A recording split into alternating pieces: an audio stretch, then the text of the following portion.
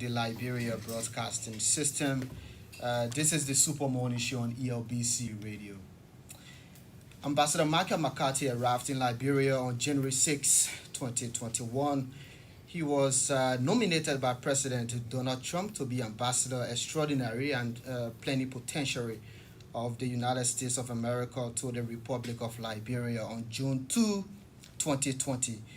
He was confirmed by the U.S. Senate on November 18, 2020. Ambassador McCarthy is a career member of the Senior Foreign Service class of Minister Counselor. Previously, he served as Consul General of the U.S. Consulate General in Johannesburg, South Africa.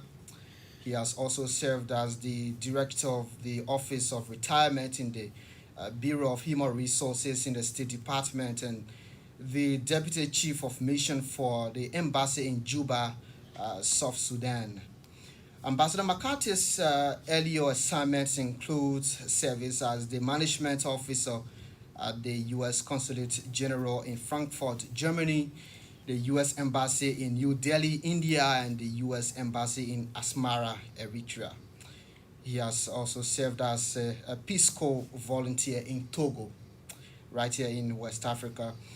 Ambassador Michael McCarthy received his Bachelor of Science degree from Tulane University in New Orleans, Louisiana in 1982. He is the recipient of multi-state department performance awards. Ambassador Michael McCarthy, it is with profound pleasure for me to have you on the Super Morning Show this morning. Varflay, thank you so much. It's a real pleasure to be here with you and your audience, and it's a pleasure to be part of this program. Is it your first time coming on a live interview on the state radio? At this station, yes, it is. Yeah. And how do you feel? I love it. I love radio. Okay. I think it's always a great way to connect. Great. Let's get straight into it, Ambassador. How did you prepare for this assignment? After hearing that you've been nominated as ambassador to Liberia, confirmed by the Senate, and how did you prepare? Well, that's an interesting question because, as you mentioned, I was in the Peace Corps in Togo. Okay. So I had experience in West Africa, but I had never been to Liberia. But from 2000 to 2002, I was working in the Office of West African Affairs. Okay. During some of the worst years for Liberia. And of course, Liberia was part of our office. And in fact, my boss, my director, was Donald Booth, who became ambassador here, I think 2003 or 2004. Okay. And then I've worked under him later. But so I actually had heard a lot about Liberia. And then as I began to investigate, as you read, we move all around the world every couple of years. Yeah. And so when you get your new assignment, you get all excited. You say, there's this new country that I've never been to. And you begin to learn and study and look. And research. The interesting thing about Liberia is that the connections are so strong and they go so far back. Our diplomatic relations were established when Congress agreed to Abraham Lincoln's request. That doesn't happen in Africa. Okay. I believe it's the oldest post in Africa. Yeah. I'm sure of it. If you don't include Morocco, we did have something in Tangier. Okay, so what is it that you were looking for in your research about Liberia? In terms of the culture, the DJ, the music, and all of that. I was looking for, how similar will it be to Togo, and how different will it be from Togo? A French-speaking country, though. Correct. But a small country, and I was right on the border with Ghana for my second year. Okay. And then, in those days, which was in the days of shortwave, I actually listened to Radio Gabon, Africa numero un. I don't even know if that exists anymore. But so, yes, I was very excited to see. I'm a little older now. So I'm not going out to nightclubs like I would have at that time. But the music scene, the art scene, how is Liberia 18 years after the end of the Civil War. And I mean, almost 2 years now you representing your country in Liberia. You must have a nice Liberian dish or a music, of your liking. I'm pretty broad. I listen to all kinds of different types. Okay. So yeah, so you like almost everything. just about everything. Okay. Yeah. Okay, Ambassador. Since post-war Liberia, you are the first male ambassador to Liberia. Your predecessors, Linda Thomas Greenfield, now United States ambassador to the UN. She's doing extremely well there, confronting the illegal invasion of Russia to Ukraine. Deborah Malak and Christine Elder. How do you feel?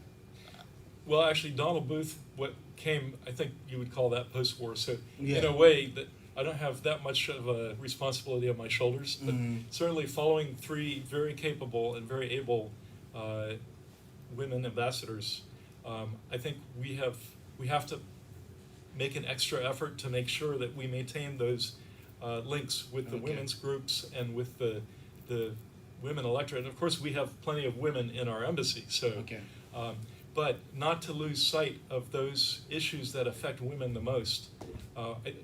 Worldwide, it's a basic understood truth that development happens most and most effectively when women are involved. If women are not involved, you won't have development. That's just the truth. But what a coincidence, because we had a woman president. Yes, indeed. And all of the U.S. ambassadors were women. Well, it's interesting. I thought it was a diplomatic strategy there. By the U.S. That would be very, very smart if it was. Ah. But look, you just inaugurated your third female Chief Justice of the Supreme Court. Yeah. And we have yet to do so. You have had your first female president, and we have yet to do so. So, throughout history, throughout the 200 years of relations between the U.S. and Liberia, there have been ways that Liberia has made the U.S. stronger and shown us good ideas. You've blazed a path, and there are ways where we feel like we've sort of given you some ideas, and we've blazed a path. Okay. I must say, in the area of women empowerment, you guys are way ahead on that one. Yeah, we take credit. We are happy for that. Ambassador, we speak at a time Liberia is celebrating 200 years of the coming of freed slaves from the United States. In essence, the bicentennial that you know pretty much about, because you've been in every program commemorating, the bicentennial. How does the United States value these historical connections with Liberia? We value them very, very highly. And for me, as you say, having sort of studied Liberia for 2.5 years now, I feel that it's a very healthy thing for Liberians to be able to look back before the Civil War. Because Liberia has a rich history, and it's much older than 18 years. But for understandably, for many years after the war, people didn't want to look back. They just wanted to look forward, or just exist day to day. But I think if you reach back beyond, then there are many things that are why Liberia is the unique country it is today. Many very important things. The institutions that you have today, they are the survivors. They are, frankly, your free media is a product of all 200 years. This is among the most free media environments I've ever lived in. I've lived overseas all my life, and this country has a very, very free media environment. But it's been modeled after the U.S. Well, then I guess we did a good job modeling that one for you. Okay, but do you think that what needs to be done for generation now and generations to come need to do to appreciate and not to forget the bond of friendship between the United States and Liberia? What needs to be done so that they don't forget? Well, I think both countries suffered a horrible civil war, awful civil war. But when we came out of our civil wars, we became stronger and better countries. I think Liberia today is a more equal, more open society, clearly, than it was before your civil war period. And the same thing for us, is it was extremely painful, but we've learned, we've grown from our experience. Okay. We've gotten better, because that's what democracies do. Democracies don't think they're perfect. Democracies have to understand that every election is about how can we make ourselves and our country better. It evolves. That's right. Okay. And the elections here have been amazing. You've had a peaceful transition from one party to another. The last three elections, by-elections, the opposition won two of them. Like, okay, how do you prove that you have a free, fair, and open election system better than that? It's competitive, you think? It's competitive. And the citizens are able to vent their frustrations and to say publicly what it is they want to improve on, or to talk about what they're happy with in their country. And that's the beauty of democracy. It allows for that release, which makes us better. We'll talk more about the democratic credential of the country more later on. Still with the relationship with Liberia, the United States established diplomatic relations with Liberia in 1864, 17 years after Liberia became colonized. When we talk U.S.-Liberia relations, I wonder, what is the theme? What is the focus of that relation? What is it that drives the relationship? Well, I think just as democracies evolve, the relationship has evolved. It's a different relationship today. Okay. At the beginning, I think it was motivated by a desire for free slaves to live in a place where they were respected and where they were in charge.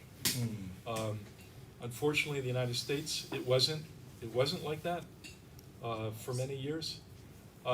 There were people who came with religious zeal, people who came to work in the health field, missionaries who came to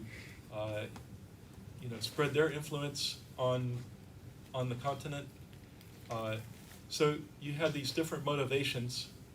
And then the more established they were, the more they had their own desires, their own motivations that weren't really related to the United States. But I think the United States has always been proud of that tie, because they are so tightly bound together. Okay. And who controls the narrative of that relationship? Oh, I think it's a very equal partnership. People talk about, the younger brother, I don't believe it. At age 175 years of diplomatic relations, I think we're neighbors or brothers. No, not, but that not thought, father and son or anything like that. that thought generates from the fact that the U.S. is powerful, it's strong. But Liberia is an independent country, and you do what your people decide to do. We're proud to be partners and to stand with Liberia, but we have strong cultural influence for sure. So, no matter who's in power, whether it's the Democrats or the Republicans, that relationship cannot be tampered with. I agree. I think despite whichever party is in power, I think especially with Liberia, and overall with Africa in general, but I'd say even more so with Liberia, that the relationship remains the same. It's very strong ties, and a very bipartisan approach, actually. Yeah. Great. Ambassador, some say the United States people's money is everywhere in Liberia, in every sector. As we speak, what are the specific areas the U.S. is supporting Liberia? Well, we have longer term. We have three priorities. Number one is healthcare, trying to help bolster and establish the best healthcare systems possible in Liberia. Number two is education, and number three is sanitation. Okay. So, but in fact, we also have short-term priorities right now because of this situation, because of the Russian aggression against Ukraine. There's food shortage worldwide, so we're very concerned. Secretary Blinken raised this in one of his most recent speeches, and so we have a policy now to fight food insecurity. Okay. So we have ramped up what we're doing here in Liberia with several programs. We have, for instance, Liberia just became one of the target Feed the Future countries. So that's given Liberia, it will, be part of this program that will, let's see, I'll look at my notes. Yeah. It'll allow us to pursue even more programming to fight chronic classroom hunger, and insecurity. So Liberia is opportune to be particular, opportunity for that particular program. That's right. I mean, in the long term, we've been helping to build resiliency of food systems. We've helped farmers boost their harvests. We've provided people with safe and nutritious food, and we've helped the most vulnerable households withstand future shocks. But on top of that, the Feed the Future program will magnify the impact of all of those programs. And on this very day today, we're actually inaugurating a new agricultural program. It's called the Agribusiness Incubator and Development Activity. It's a $20 million project that's kicking off today. And the point of this project is development will really only get traction when it's in the private sector. That's the thing. The long-term solutions are all in the private sector.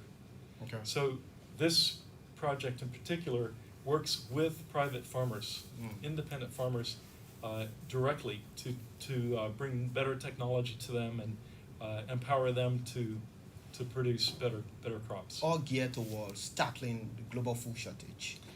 That's correct. Well, in Liberia, the food shortage as it's affecting Liberia. Okay.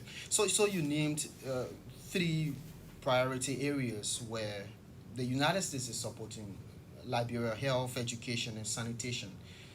Let's start with health. Given Liberia's performance during the COVID-19, with your support, I mean, can you take credit, or can both sides take credit for Liberia's performance?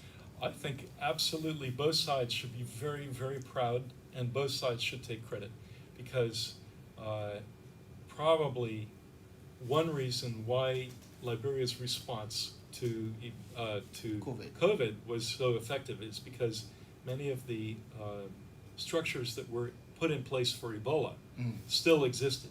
They still had surveillance, they still had outreach, they still had testing. So they were able to harness that structure to fight COVID. And it's very impressive what Liberia has done. You're either the 3rd or the 4th most vaccinated by population country in Africa, which is that's something to be very proud of. Should that structure be maintained? Well, absolutely. I mean, the structure has to be maintained. Okay. All countries need all those structures.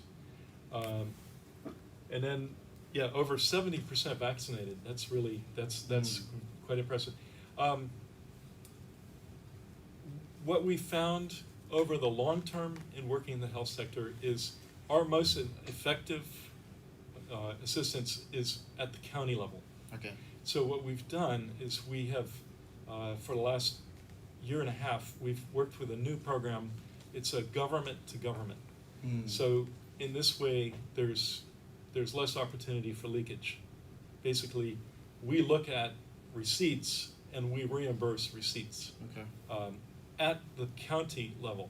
Okay. So, and this has been a very successful implementation. So we're trying to use that same methodology with other development projects as well.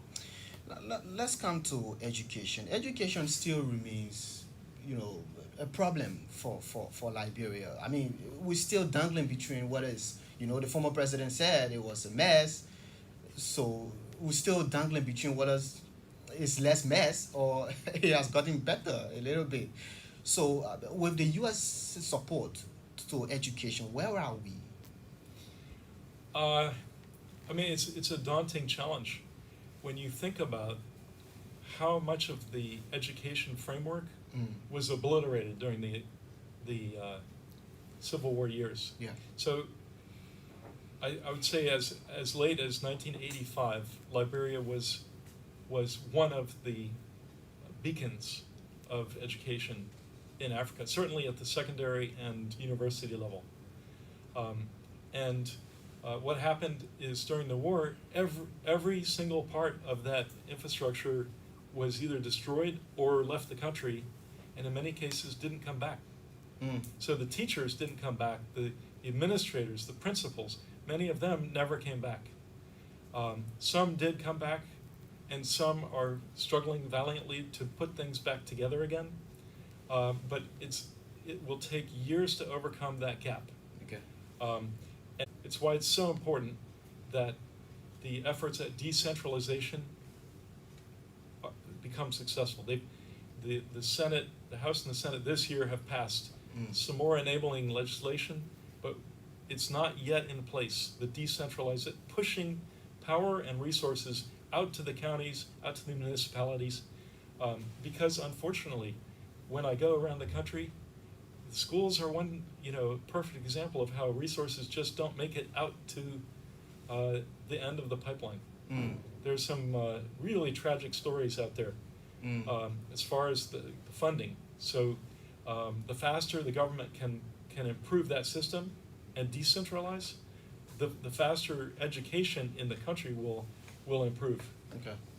Now let's touch a little bit on sanitation lastly before we go for your overall assessment of the country's democratic credential. Sanitation. Okay, when I say sanitation, what I'm really referring to is basically toilets and washing hands. Those two things are so important. Did you know, I didn't know until I lived here, washing hands would save more lives than anything else they can do, more than vaccination campaigns, more than anything. Washing hands and using toilets would stop more disease than any other public health measure they can take today. So, are we not accustomed to it yet? Because Ebola taught us a lesson. well, I think it's a little actually more challenging than Ebola because, for instance, you have to have access to water that's clean. Okay. You have to have access to a latrine or, so it's sort of a more in-depth work, longer term, but the benefits are there. It's an effort well worth making. Okay. Okay, Ambassador, just lastly, in terms of dollars and cents, how much over the last 5 years has the United States invested in these areas in Liberia? Well, we spend around $110 million a year, mostly in those three areas. Okay. But if you look at the last 20 years total, it's $5 billion. So that includes the Ebola funding, but it is a lot of money. And sometimes I think people don't understand that the money that pays for that comes from hardworking Americans. It's not money that was Why are you found. saying that? It wasn't found blowing in the street. It was money that was taken from hardworking Americans. I say that because we sacrifice because we want Liberia to be a better place, a better country. We freely give these resources to Liberia because we believe that Liberia has a bright future, and it's well worth the sacrifice. But sometimes I think it's important to remind people that it is a sacrifice. You're not sounding impressed. No, I am impressed. I am impressed. By the investment in the outcome? We can always do that. We can always do better. Let me give you an example of something this year that showed to me how how people can make a difference and institutions can make a difference. And I'm talking about trafficking in persons. A year ago, or I guess it was 2 years ago, Liberia actually fell in their trafficking in persons ranking. Trafficking in persons is in every country in the world. We have it in the United States. So it's not a question of do you have trafficking in persons, it's what are you doing to stop it? Okay. And so Liberia fell in their ranking just as I got here. And I think people were dismayed, people were shocked, but what we told all the different ministries and what we told the legislators and what we told the judiciary is that if you work together, you can turn this around. And this past year has been an amazing year in fighting trafficking in persons. So the Ministry of Labor, Ministry of Foreign Affairs, I think Ministry of Health even, have all been involved on the ground side of it. The legislature modified laws that had really needed to be updated. They modified, passed, signed by the president.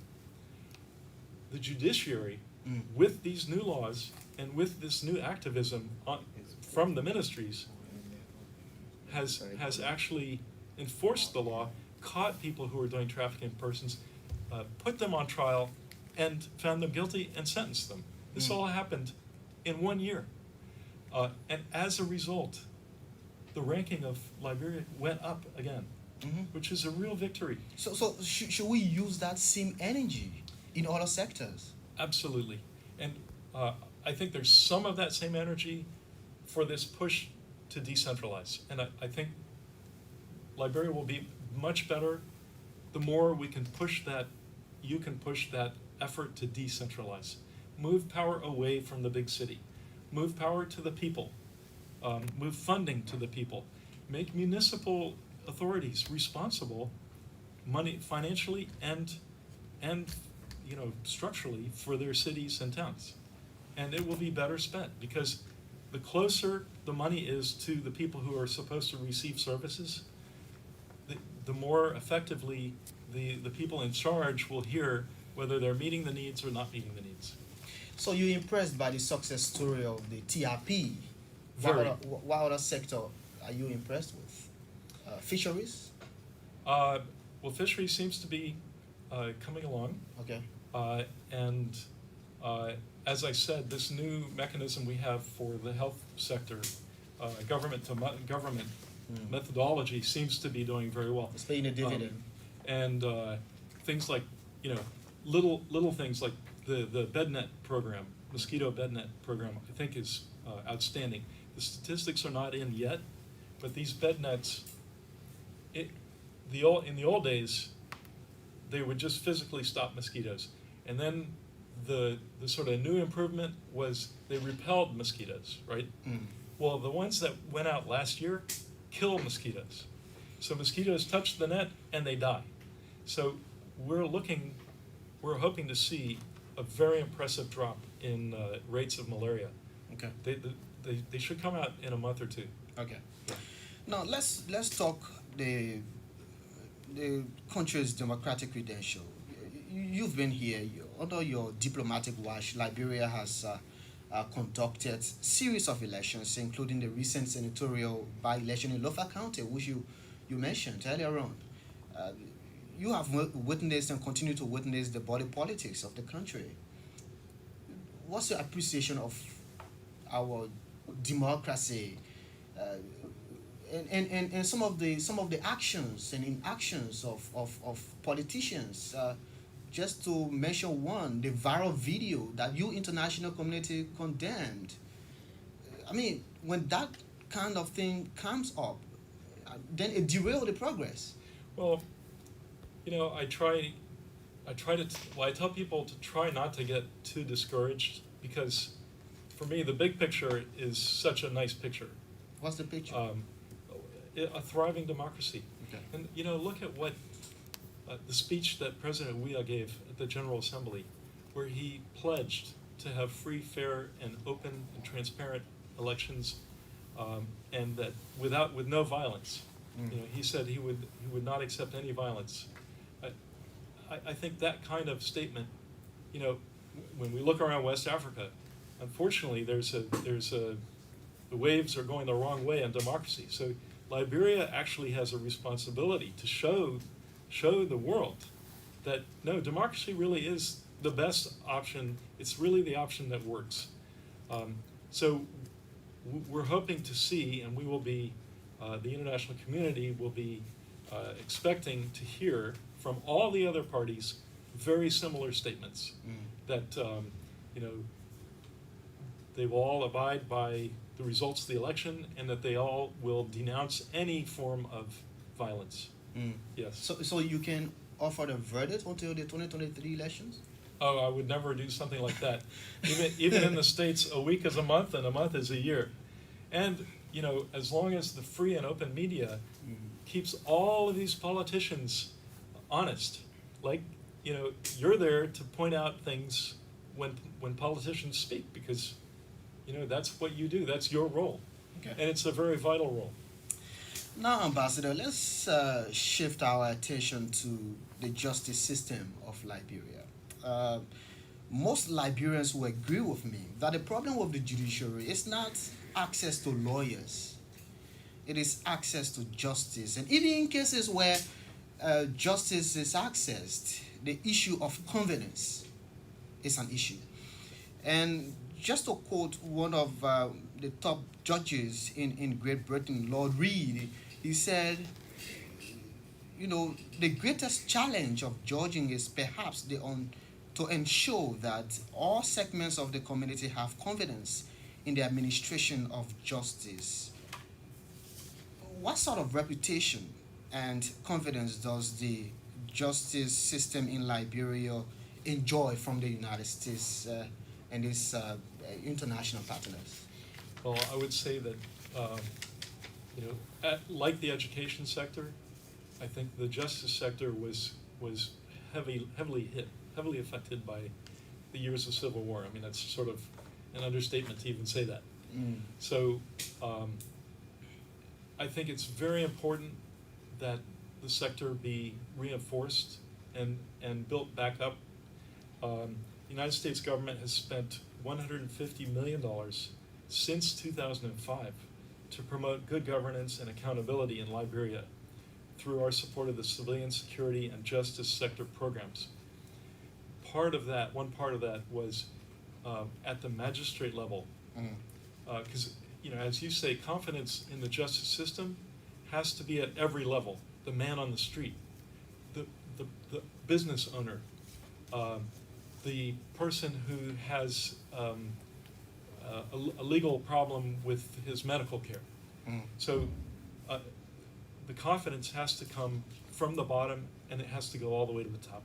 So what we did was we created a training center working with the Liberian Ministry of Justice for training magistrates. Okay. That was one of the earliest, because many of the magistrates were not even high school graduates.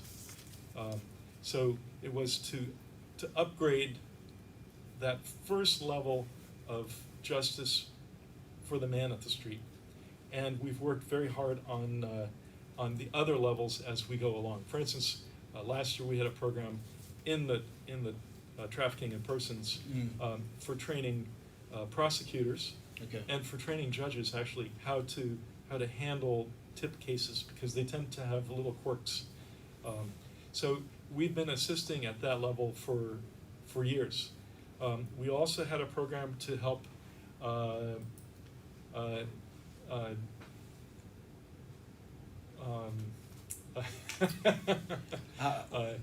The legal aid? right, to track cases. Okay. For the Supreme Court, because it's Okay. important to track all your previous cases. But also, going back to TIP, this year, for the first time in Liberian history, Judge Wena was nominated and confirmed and selected as a TIP hero.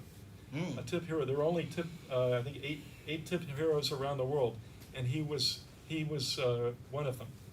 So we feel that some of our efforts are paying off, Okay. Visibly paying off. Okay. But you know, it's a long-term project. And then also our training to journalists again, to watch the judiciary and to call them out if they're not, meeting what you think are the right standards. So these supports and investments, they are all geared towards generating the confidence and having the society believe that, yes, true justice can be served. Well, I would say they're geared towards giving them a reason to believe that true justice can be served. And I would say the ultimate, when you talk about the level of justice at the highest levels, will be, are foreign investors coming to invest in Liberia? Because if they're not, probably part of the problem is they feel like they won't get an equal hearing if they have to go to court. They feel that the words of a contract won't be honored, and therefore they're not willing to take the risk. So what we want to see is a Liberia where foreign investors come in to invest in Liberia, because ultimately Liberia will thrive only with foreign investment, outside foreign investment. That's when Liberia will thrive. Mr. Ambassador, Liberia decides again 2023. A few weeks ago, I had the chair of the National Elections Commission literally sitting in the same seat you are sitting in, and we were looking at the significance of the 2023 presidential elections. But prior to her appearance on my show, you and other international partners have met with the NEC Board of Commissioners, and there you made a remark that was so striking to me, and I want us to take a listen, Mr. Ambassador, and let's reason together about your statement. The donors and the partners will support the NEC rigorously through the next 14 months. And of course, we will also hold the NEC accountable if we see any shortcomings in what you're doing. So we promise everybody we'll be watching. Now, this kind of statement, and my takeaways are, we will be watching the National Elections Commission, we will hold the National Elections Commission accountable. A sense of suspicion, a paranoia. Why did you talk like that? I would say if it was only the second half, I would agree with you, but really the first half was, we're not going to sit back and allow political parties or politicians to take cheap shots at the NEC. If you're going to stand up and complain about an election, and then you don't file a formal complaint, that doesn't pass muster. If you don't have the determination and fortitude to file a formal complaint, then you shouldn't be out there denigrating the NEC. The NEC has a very difficult job, and they have to be held to account, but they also needed to be supported when they deserve support. What gives you the right to make that kind of statement? I think as someone who believes in democracy, And you say because the United States heavily supports the NEC? Well, I think or our electoral process. The donor community would say, until proven otherwise, we support the NEC. As I said, you've had 3 by-elections where 2 of them were won by the opposition. And I can't think of a better way to prove that an elections commission is impartial than when the opposition wins 2 out of 3 elections. But then we can't complain when the governing party wins 1 of 3. But are you also looking at NEC with eagle eye ahead of 2023? I would say the point was we hold everyone accountable.